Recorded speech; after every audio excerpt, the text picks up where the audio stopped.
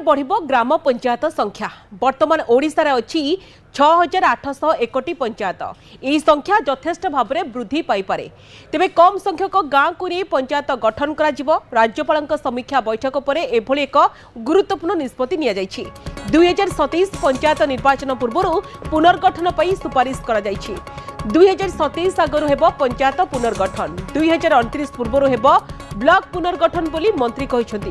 पंचायतराज मंत्री रवि नायक एने बड़ बयान रखिसंती। राज्यपाल ए विषय आलोचना करिसंती। विभागीय अधिकारी सहित होईछि आलोचना, जहा कहिसंती विभागीय मंत्री एवं पंचायत निर्वाचन पूर्व पंचायत पुनर्गठन करा जिवो। 2029 साधारण निर्वाचन पूर्व ब्लॉक पुनर्गठन हेबो। पंचायत को सुदृढ़ करने को काले राज्यपाल एने प्रस्ताव दैछंती बोली विभागीय मंत्री कहिसंती।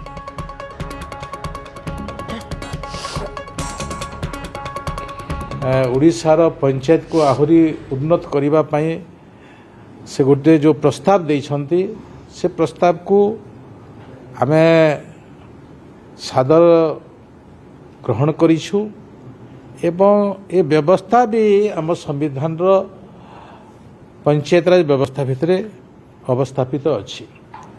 आमे पंचायत पुनर्गठन करि परिबा, ब्लॉक पुनर्गठन करिबा, पुनर्गठन कले प्रशासन